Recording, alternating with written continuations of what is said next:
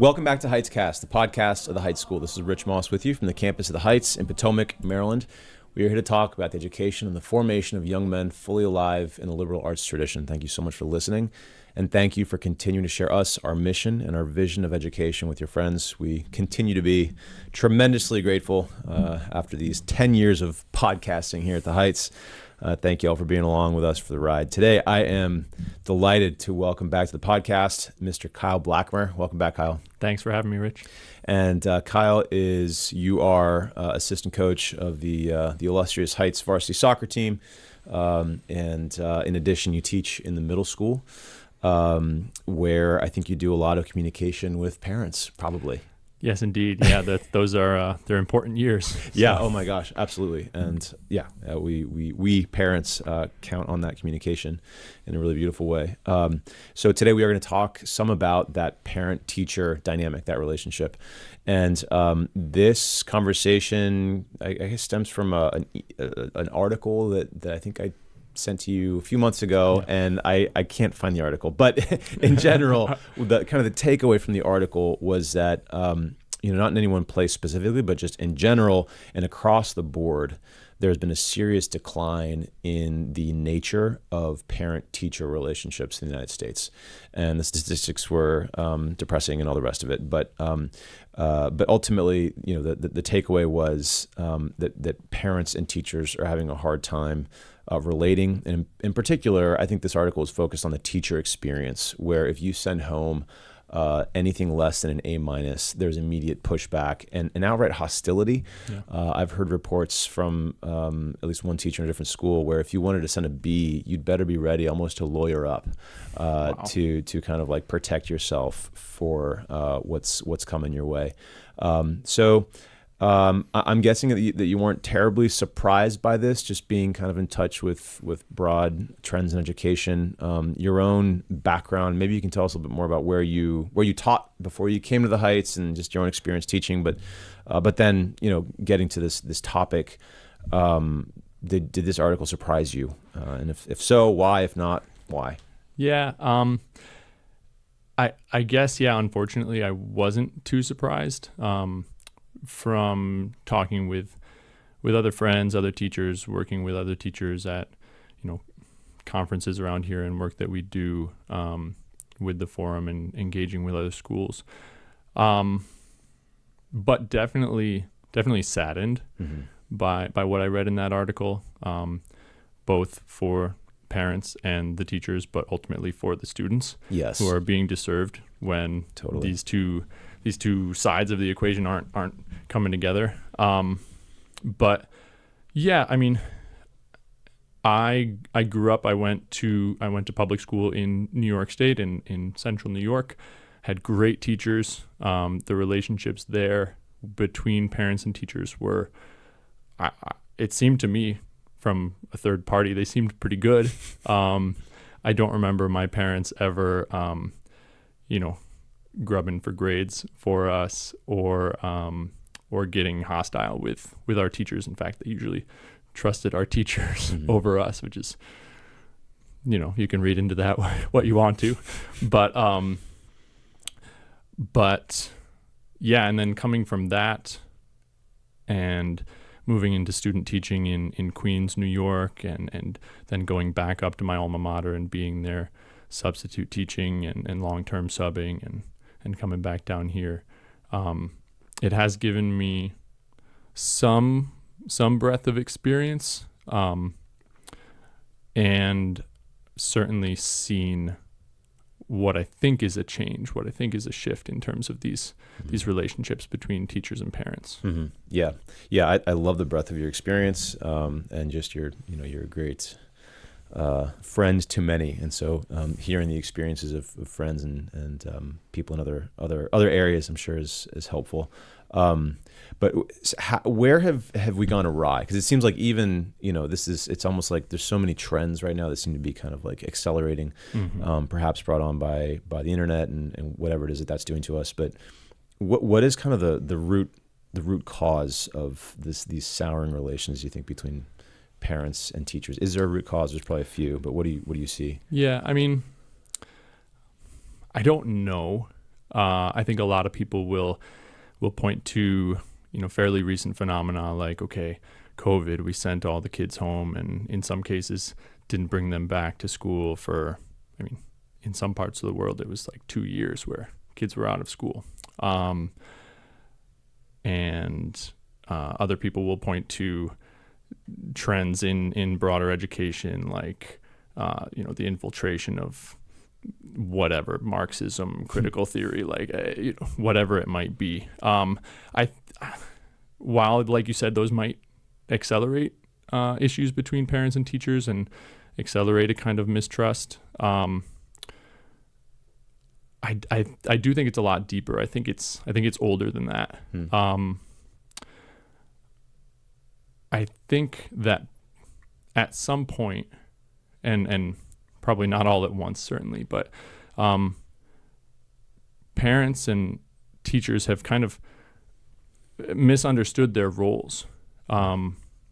Parents maybe shifting the responsibility for the education of their children mostly to the school and forgetting that they are, in fact, the primary educators of their children. And maybe schools even kind of usurping some of that authority. I don't know. It's kind of a chicken or the egg situation.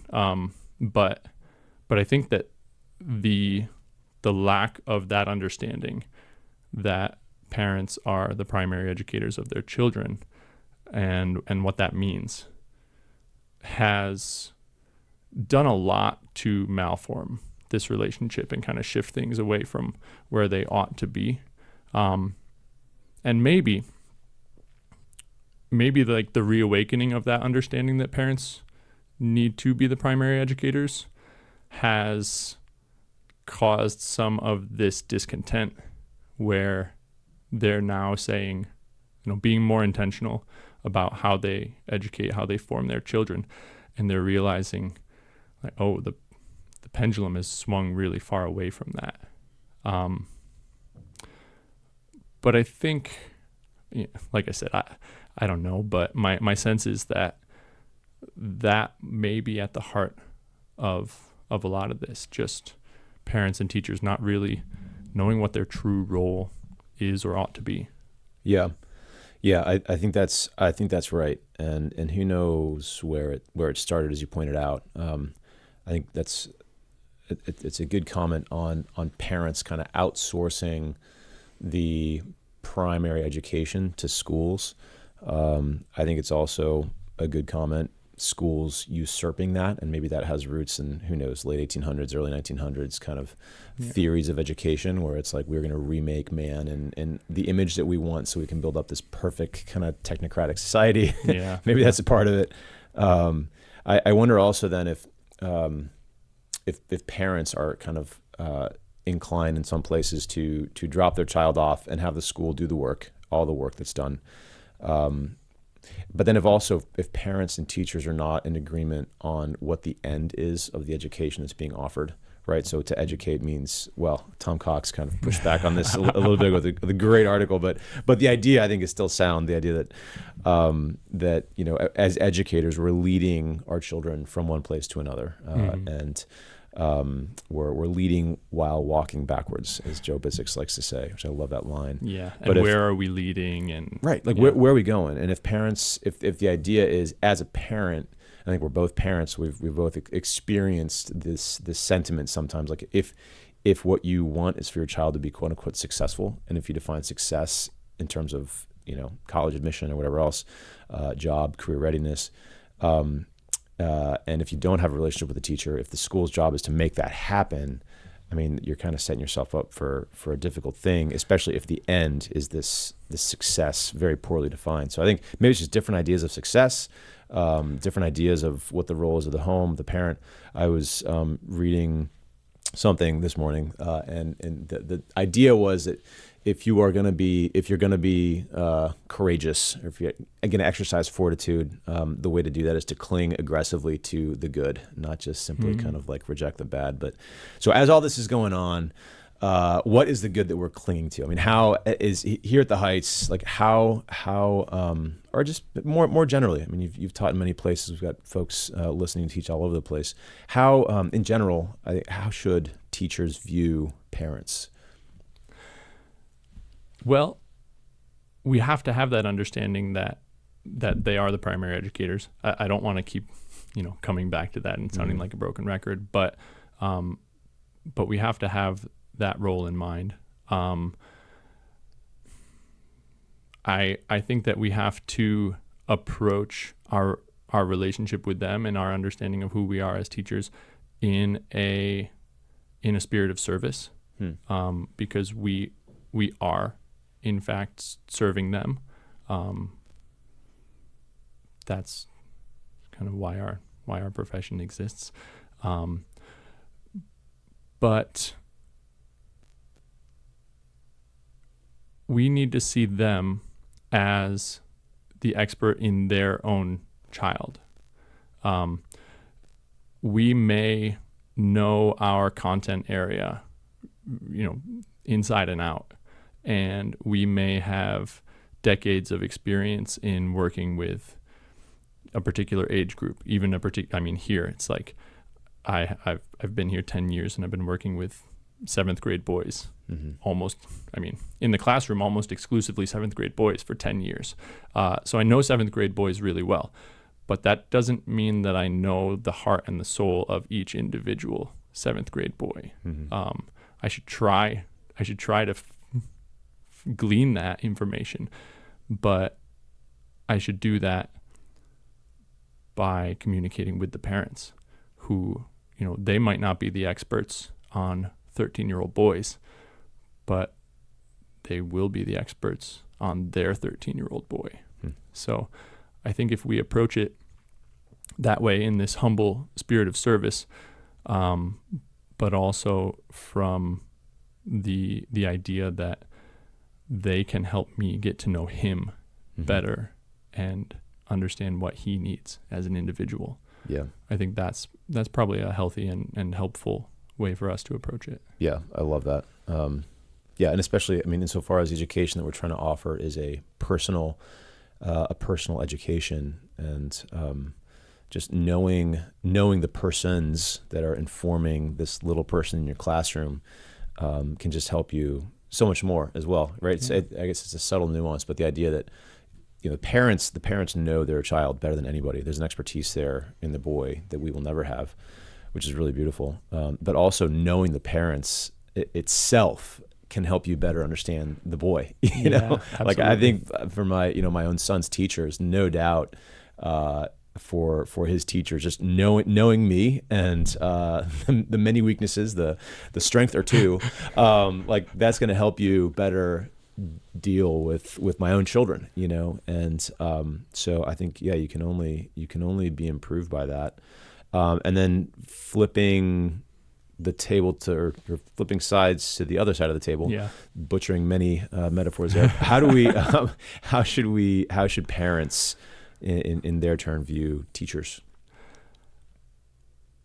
I think similarly, appreciating the other side, and appreciating the particular expertise and value of that person, and appreciating the role that they have to play. As I said, for the parents to understand that I have this, call it a caseload or whatever, I have all of these years of experience. And even for a first year or a second year teacher, if your child has a newer teacher, that teacher still has a lot of experience, a lot of hours with this particular age group.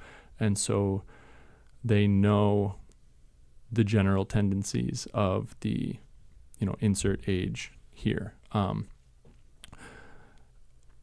And I would also say, and this is maybe a part of what's lacking generally today is parents, I think, should approach teachers in a partnership kind of way.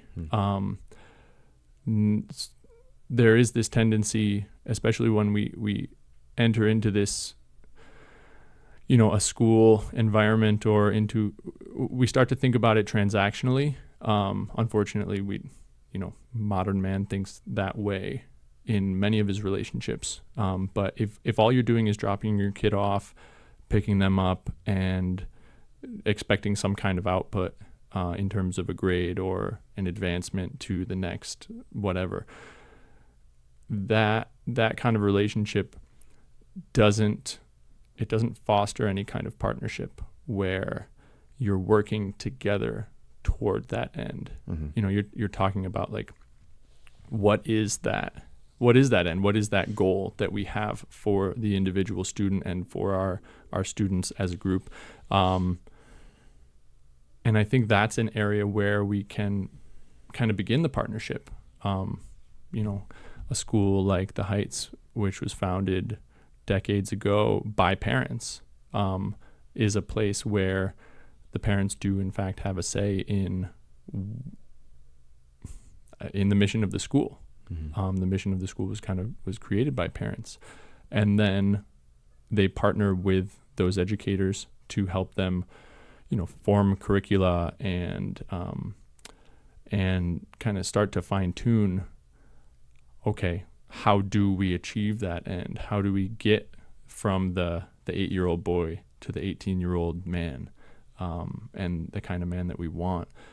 And that idea and the process, the road to be walked there, it only becomes clear when the two sides are in communication, are partnering with each other, are really working together. Yeah. Something strikes me, and you mentioned the idea of experience, because I don't think you would say, I don't think anybody, well, a few of us would say, maybe this is saying too much, but I don't think we would claim to be experts necessarily. That entails to me like a certain amount of time spent studying like the science of a thing. And what you focus on here is experience, which strikes me as a very sound distinction. I think, I don't think out of your own humility, Kyle, I don't think you would say like, I have a certain wisdom, but ultimately I think that that's what's going on here when I see you with the guys or running the day of the tower and coaching soccer, all the rest of it. Like there's a wisdom there, kind of a practical wisdom that is born of experience, and I hate to, there is some science involved, but I hate to reduce it to science because it is so personal and you can't just plug a guy into a matrix. But there is an experience there that you have of working with the boys, and so I think for parents to see the teachers as places of great experience with a particular age group, I think is really, really helpful. I also like how you closed off by saying that, listen, this is about taking the 8-year-old boy and forming him into the 18-year-old man. And that gets back to what we were talking about a little bit ago. I think it's how do you do that if the goal is just, the grade, or if you don't have a shared meaning for what it means to be a man, just in terms of like the virtues and the beliefs and the characteristics, like those sorts of things, that puts you in a tough place. It's like, how can you have a relationship centered on something that's totally undefined? That's hard. It is hard. Mm-hmm. And when I first heard this, I was trying to think of my own children, my own sons in particular, when we're asking the question, like, what kind of man do you want your son to be? And yeah, you can start rattling off all kinds of virtues and all kinds of just characteristics, but yeah, you're left with this kind of, I don't know, it seems ambiguous, but instead you look to examples. And I think that's what attracts a lot of, I know that's what attracts a lot of parents to the Heights, is all of these examples of the kind of men that you want your son to be. And you only realize that through relationship. Yeah. And the students will only see it through relationship. They will remember those things, who their teachers were, like who they were, not just their names, but like what were they like and what kind of man or woman was my teacher. They'll remember that for a long time. And I think they get to know it better when the parents get to know the teachers better too, and when there's relationship forming, when there's community forming at the school between teachers, parents, students, administrators, when everyone's coming together and everyone does really get to know each other. Yes, I love that. So many questions. I think we should. Yeah, the whole question of like community, I think, is also very interesting. And what is a community? To what extent? I mean, I think schools kind of have this very interesting place where right now, so many of us in the United States, I mean, we don't necessarily have to go to a particular place on a regular basis for any reason whatsoever. Like you really could just stay at home and order your food and be entertained and work from home and all the rest of it. So many of the different town squares, as it were, I think somebody wrote a book about this, are kind of disappearing. And so it's interesting, schools can actually become a place where you go and you linger and you have random surprising experiences and encounters with people.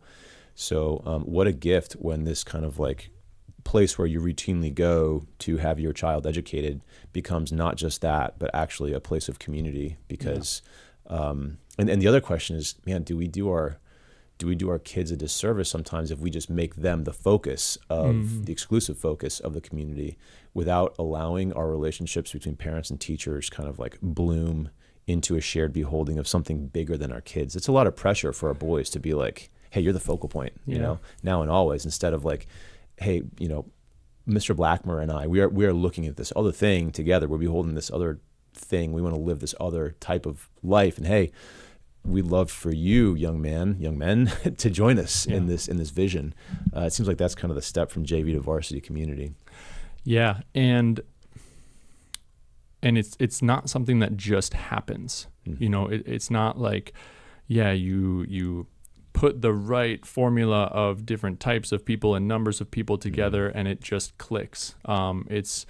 It takes you really have to put yourself out there. And I think that's true for all parties involved. Parents need to make themselves available to the teachers. Teachers, certainly, we need to make ourselves available to the parents. When I'm talking with young teachers, I share this tip that I got when I first started here, which was be around the pickup line and the drop-off line. Yeah. Go to the sporting events, go to the extracurriculars, because that's where parents are going to be. Like they're going to watch their kids' rugby game. They're going to attend their child's concerts. So to the extent that you're able, and I think we are able, let's be really generous with our time. And it's in those moments, more so than in parent-teacher conferences or back-to-school nights, when you get to know each other, because, like you said, the focal point has shifted. Parent-teacher conferences are all about the child, the student, and the student's formation. Whereas if you're just watching the game together, you could talk about anything. And that's where you start to see the possibility and the opportunity to kind of shift even from partnership, which sounds like it still kind of sounds transactional, from partnership between teachers and parents to friendship. We just Saturday evening we had the fall garden party here at the Heights, and it's just this casual gathering of parents, teachers, alumni, administrators, just all kinds of folks from the community. And I think there were like 600 people there. And you can't walk to the serving table without getting stopped 3 times to have a conversation. And that's something that has built up over the 55, 56 years that we've been a school. But it had to start somewhere. And maybe it started with a teacher going out to the field going out to the pickup line and starting a conversation with a parent unannounced. Maybe it started with a parent coming into the school building and just chatting with the folks at the front desk or one of the teachers who happened to be walking by. Mm-hmm. But at somewhere along the line, there was a chance decision maybe, or an intentional decision, but community has grown. Yep, absolutely. Yeah, I think I always think of Daci Sesko's definition of beauty, and he probably got it from somebody else. I don't know. He's pretty smart. I mean, he's read so many people, and so he probably took 5 different definitions and improved them. But he says something about beauty being this ordered surprise, and I think that's it's beautiful in this context too. Mm-hmm. Like we have to allow ourselves to be surprised by the encounters. And yeah, man, the garden party is like, I feel like heaven will be a 5-year-long, infinity-year-long garden party where like you get to talk to everybody and enjoy every conversation simultaneously while you're just feasting. So it's a real gift. Yeah. What are ways that kind of practically that you think, and we can start with either parents or teachers, but that we can live this. So these are great aspirational ideas, but getting into the weeds and hitting the trenches and all the rest of it. How can parents live this? How can teachers live this? Yeah, a few thoughts. Starting small. I think it's really important to be on a first name basis.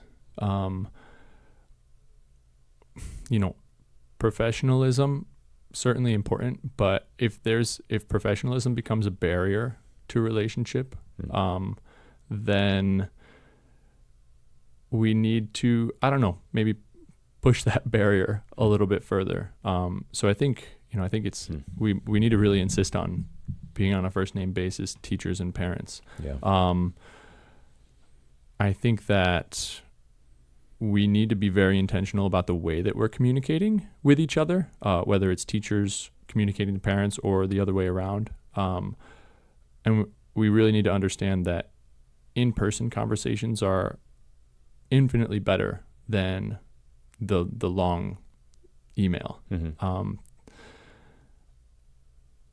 If there's something that you need to talk about, pick up the phone. Maybe shoot an email and say, "Can I meet with you?" But that kind of generosity is really important on both sides. I met, you meet your children's teachers, and I think especially with younger teachers, it's really important for parents to communicate like a level of trust in them. And that doesn't need to, you can say like, well, I don't know, does that trust need to be earned? I don't think so. I think that we can kind of inspire it to a confidence in the teachers by showing them the way that we trust them and by communicating to them in particular ways. But yeah, that, I think there's a goodness to familiarity with each other that will continue to build that friendship, that partnership between the parents and the teachers. And so in-person meetings, face-to-face conversations, phone calls, increasing the number of communications that we can have in those ways. But also, both parents and teachers, again, put yourselves out there and start something, whether it's a garden party or a cookout or the administrators here do coffee with the parents. And yeah, you can say like that's a way for us to kind of push our policies or whatever, but you attend one of them and you realize, no, this is about friendship and relationship, and it's not about like promoting some agenda. It's about being together and forming community. Yeah. So run with ideas like that. I think that can be really, really good, really useful. Yeah, for sure. Yeah, I mean, just so many examples of all the different schools that we're in touch with. Whether it's I'm trying to think of some of the things that different schools have done that we know of. Can I tell you a story? Yeah. I was talking with my brother-in-law this summer, and he's a teacher at a public school. He had this role where he needed to do some fundraising for his grade, and so he and his brother had gotten into smoking meats. And so he said, well, I have this thing that I need to do for school, and I have this passion that I have, this interest. What if I just combine them? So I don't know if they got like the meat donated to them or got a discount, but they just grilled they smoked a whole bunch of pork and awesome. And had a big feast where people from the community were coming in and buying delicious barbecue dinners. And I mean, we gather around food, right? So like, whether it's having coffee with the headmaster or, going to the pig roast that the 8th grade teacher's putting on. There are so many things, that can be done. Totally. Yeah. The pizza at our friends at Sparhawk in Boston, I guess they got a big pizza oven or something. They built it. Oh yeah, that's super cool. They cook pizza, or yeah. I mean, gosh, dances for the parents. There's all sorts of things that can happen, but ultimately, it's these opportunities to build friendship that sustains the kids. I think one thing is a struggle personally because we're all just so darn busy, but it's taking the time to first off realize that you've been blessed by something, and then to express thanks for the blessing. And I think just even just a quick email to a teacher, who's whatever, taught your child for the year, taking your child on a trip, helped him navigate a difficult moment, just sort of like those different just touch points where you can sort of like from your humanity as parent to teacher's humanity as teacher, like, thank you. That I think as a teacher that puts wind in your sails. And then flipping to the other side of the table as parent, it can be easy to sort of feel that quickly, but then man, you're just carpool and soccer practice and music lessons and get home for dinner and oh my gosh, the laundry, and you never have that opportunity to actually connect again because everything is so technological and fractured and disembodied. But I think it's important to just take a second and where possible, and this is like me telling myself to do this because I forget all the time. But just those quick expressions of gratitude, I think are another easy way to build a relationship with the human being to whom you've entrusted your greatest treasure, which is your child. Yeah. And on a teacher to student level, we talk about this a lot, the importance of positive feedback early in the year, and how helpful that is in terms of forming a relationship with the student. But having those positive interactions with parents early on, or from a parenting side, having those positive interactions with the teacher early on, because things are going to come up, and we're not going to always agree about everything. And, there's the potential for great disagreement sometimes, because at the end of the day, like you said, we're talking about something that's so important. We're talking about the formation of a child.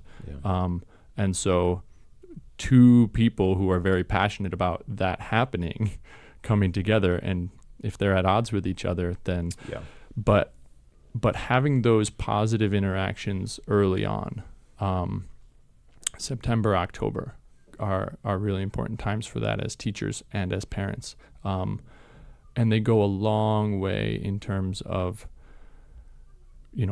building up this relationship before it gets to a point of potential conflict. And so I'd encourage everybody, be really intentional these days about having that positive interaction, that positive call or chance meeting, or not. Well, if you're being intentional about it, it's not a chance meeting, but putting yourself out there. and building that relationship. Yeah, that's beautiful. And I think, we're also not naive to think that every school in every place is kind of set up in the way that we're set up to facilitate these types of encounters and these relationships. It can be harder if you're teaching, in a particular area, or if you've got, 30 kids that in 6 different classes that you teach daily. I mean, it can be really hard, but I think so many victories are won just by chipping away at the margins. And if you can connect with a couple of parents in your class, or if you can go to 1 or 2 events and build up those relationships as best you can, I think anything in this effort is better than nothing. So we're definitely privileged to be in a place where this is structured to make this type of relationship possible. But I think there's something here for everybody, I hope. Yeah. So anyway, well, that's great. So I think, I like how you said, just we feel passionately about this as teachers. Like we're passionate about our work. Parents are passionate about their children. And so when you have 2 parties who are passionate about the endeavors that they're both undertaking, ideally they share the same end state and aspirations for the project. So, but that makes sense. It's not a perfect world, and we're not perfect people. Amen. No, that's right. So grace and prayer and friendship, and let the Holy Spirit do the rest. So Amen. It's great. Well, brilliant. Thank you so much, Kyle. A lot to think about here, and well timed after this beautiful social event we had over the weekend. Here we are, beginning of the school year, back to school night coming up in a couple of days for our upper schoolers. So a lot of good things, a lot of good ideas, and for our listeners, wherever you are, whatever kind of school you're in, hopefully this helps you in some way, shape, or form. Kyle, thank you very much for your time. Thanks for having me, Rich. A total pleasure. And thanks again to all of you for listening. Please do continue to share this podcast with any friends of yours who might be interested in what we do here at The Heights. We're really, really grateful for your attention and your time. A couple of ways to get involved with The Heights. Our fall open house takes place October the 17th. If you're interested in partnering with us for the education of your boy, please do join us. We'd love to see you there. Learn more at heights.edu. We also have Convivium coming up in November. This is November of 2025. It's a conference for teaching men. Thanks to the generosity of the Herzog Foundation, all expenses are covered. Aside from your transportation, we would love to spend a couple of days with you here. We'll be joined by our friends, Dr. Arthur Brooks, Dr. Matthew Meehan, and of course our headmaster, Alberto Vicente, and a few other great speakers. Hope to see you there. We have the Father's Conference coming up in early November, and our headmaster's lecture finally in early October. So for the lecture and the Father's Conference, visit heights.edu. For Convivium, check out heightsforum.org. While you're doing those things, do consider supporting the Heights financially. Everything you do is incredibly important to us. It sustains our mission here on campus and allows us to share this mission throughout the United States and the world by means of this podcast and all the other great stuff that's happening here at the Heights. Thanks for listening. We'll talk to you next week. Live high.